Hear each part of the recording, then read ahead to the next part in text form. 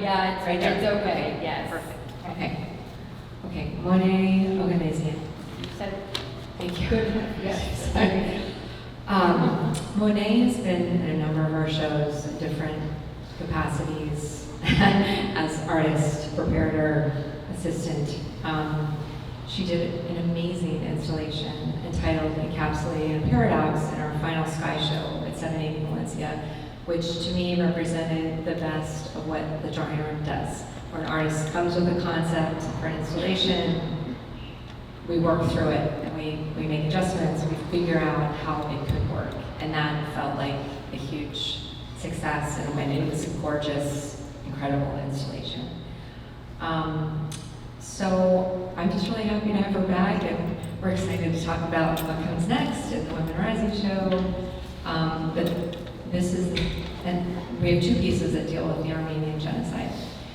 Dolar's over here, which we spoke about last week, and Monet. So Monet, I'm going to turn it over to you so you can talk about that. Thank you.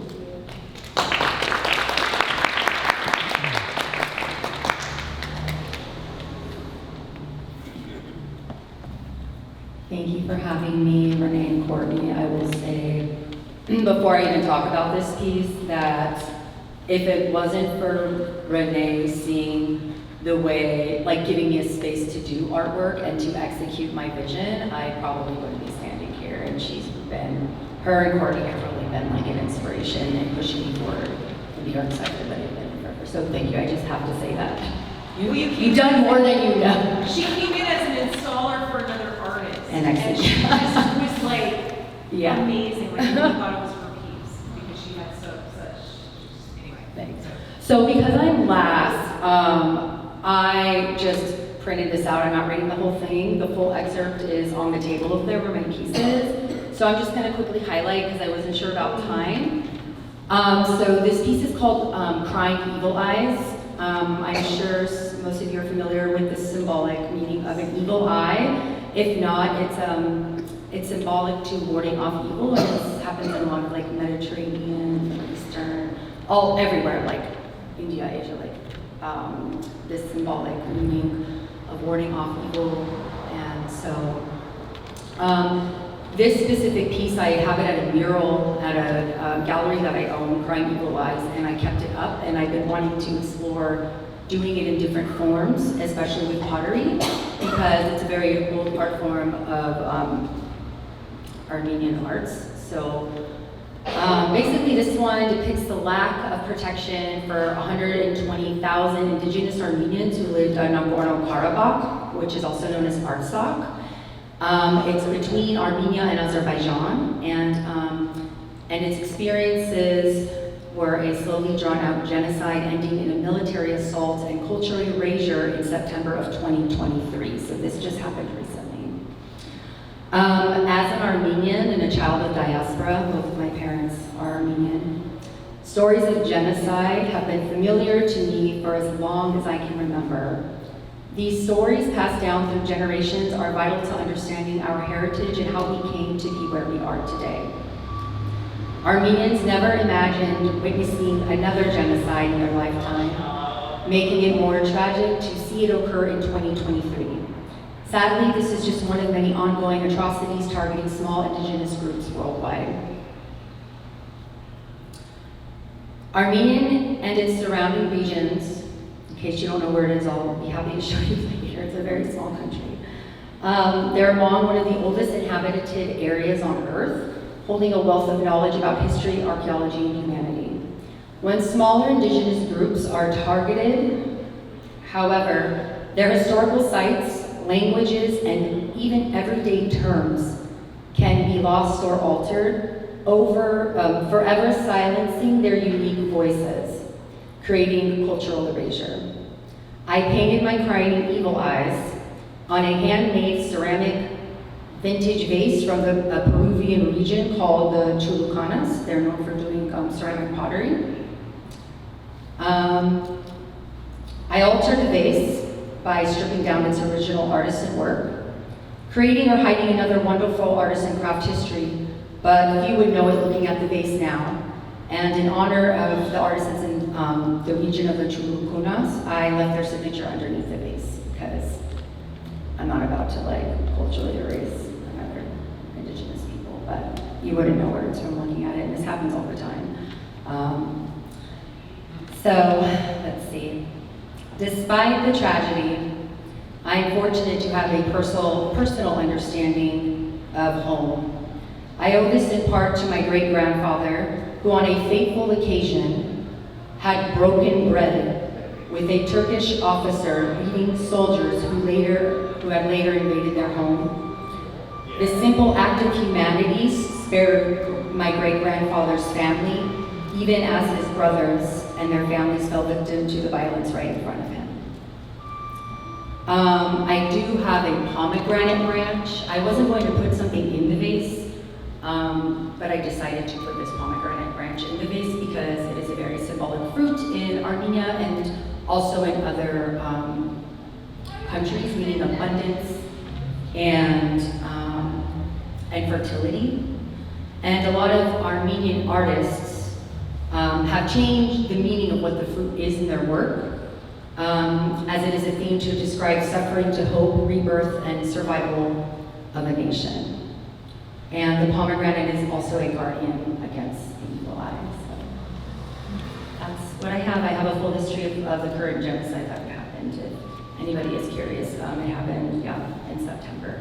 It was, a little bit, So this is my piece. Does anybody have questions? So what's happening right now? Right now, so we're in 2024. Okay, so when I was doing my mural,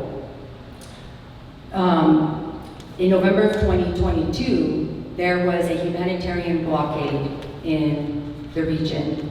The only road that, the Lakchin corridor, which is the only access between Artsakh and Armenia, and the Azerbaijan soldiers weren't allowing anybody into the region because they're trying to take over this territory. So Artsakh had over 90% of Armenians living there. The language is Armenian and the currency is Armenian. Now Armenia doesn't want to make that region part of Armenia, they just want to leave it as it is. But Azerbaijan, because of geopolitics and because of oil, they want to take it over as theirs. So they did this long drawn out of human suffering for 11 months. And then in September of 2023, they started bombing the area and killed thousands of Armenians. And the Armenians that were left living there they were forced to leave that region, and they are refugees now. So all 120,000 Armenians, 30,000 of them are dead, 70,000 of them have fled. And right now, those people are just trying to find a place to live in Armenia. And Armenia is already a country that's not. It's like a third world country. They're trying to better their economy. So, yes. I wasn't sure who asked over here, so I'm just. Oh, you're right there. Okay, yes. So that is what is the current situation. And it's for me making this piece. It's not even about being Armenian. Like, I'm very proud to be Armenian. I don't even consider myself an Armenian artist. I am a multidisciplinary artist who has ideas and concepts, and my artwork is a leftover. It's more about the process and the meaning of the work. So it's more about I'll just actually read it from here if I still have a minute. I didn't highlight it, but I can read it.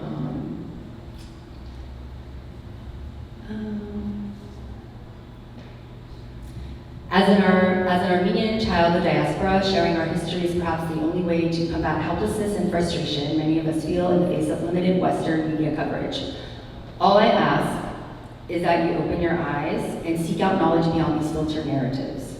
Geopolitics, international relations, and justice in these regions are indeed complex. However, asking questions is the first step towards understanding and breaking down the barriers of ignorance. By actively seeking knowledge, we begin to build a more informed and empathetic world. And what I mean by this is not just Armenians, but all these other regions where, aside from my race, just humanity as a race, you can learn a lot about human beings and where we come from these old parts of the world, but when they're just, people being killed, like anything with the root word Armen in it, in Turkey, when they did the first genocide in 1915, like an animal, a deer would have the root with armament in it. They changed the word. So if you're someone who's gonna go look at the word and be like, oh, this is like, you really don't know where it originates from.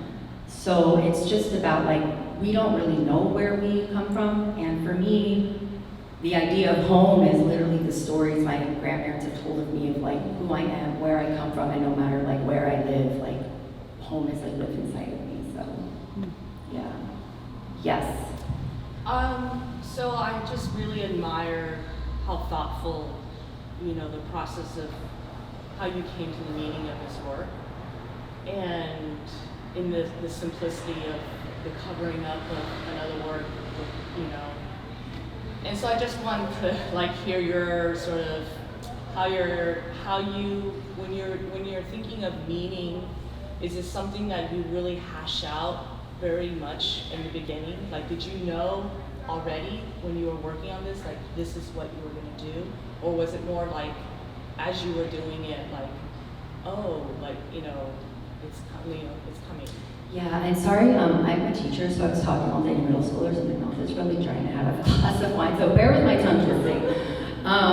So for this piece, no, everything is thought out. I found the vase, and then I stripped it. I already had my colors mixed. All the colors on here, aside from the evil eye, are colors of the Armenian flag, so you have orange. It's like an orangish, I kind of softened it to like complement the blue. That's one color. The only color I didn't put is red, because I just kept that out because I didn't want to like it to look like violent to me. But no, everything is thought out, my concept, my idea. So I usually have ideas, and then I think of a way to best, like what is the best medium to execute my concept. And with these crying evil eyes that I've been doing, I did it on a mural, and I was like, I really want to explore putting it on different objects. And I did a vase, like I said, because Armenian pottery is like really old, although the shape of traditional Armenian pottery is not this shape, but I didn't have time to like make a piece. And I kind of wanted, I would say everything was definitely planned. The colors, the layout, the vase. The one thing though that was not planned was when I got this vase, and I like studied art history, so I love like looking things up, and I looked up where did this vase come from. I was really fascinated that it came from that region because I studied that region in college. Not that much, I studied Peru and like this whole other group of people. And so when I was doing this and when I was stripping it down, I had to sand it. I honestly felt like it was kind of difficult for me to do. I was like, it's such a beautiful vase, and I'm literally just taking it away. And I felt really guilty. I was like, oh, like this is, I don't know, it was really difficult. But then I realized as I was doing it, I was like, this kind of stuff happens. And that's when the idea that I didn't really think about when I laid out my concept was the idea of cultural erasure, like how I'm physically doing it in the process of doing this piece. So that was, that was just, and then making sure all the stripes were gone and it was smooth. I was like, wow, it just felt really shitty. Excuse my language, yeah, it did not feel very good. But yeah, and I did crying evil eyes as opposed to regular evil eyes because this whole idea of like evil eyes protect, and you have these people in other regions who like wear this all the time, who have them in their cars, who have them in their house, and yet slowly like their identities and their nation and their race are just being like chipped away. So yeah. I don't know if I can take any other questions. Monet, I want to thank you. I think it was a really appropriate night. Yeah. Really kind of connect people through personal stories and these deep histories that we have, which was part of the objective of the show, was to get into these deeper dives as to where home actually is and where it isn't, and what's balance and the loss and the gain. Yeah, thank you. And yeah, no, I appreciate it. I know my piece is kind of like, oh my god, but it needs to be said, and it's like, and the point of the colors, like I just want to add, because I'm obsessed with color. So when some people were talking about color, I was like, oh, I know exactly. That dash, like this has a dash of just Osh. I was like, it's the wrong orange. It's missing that extra little dash I need to like lighten it. The wrong way. But I wanted people to see this from far away and because you can from far away, like I did complementary colors, so people are like, ooh, what is that? And then they read the whole thing of what it is, and it's pretty sad but realistic, you know, and so it's just reality. So just to, open your eyes and really see all perspectives, and then, make judgments, and just to really critically think and deepen like what you're thinking about before you're just like, whatever information you're fed, you're like, oh yeah, that. And it's like, well, wait a minute here,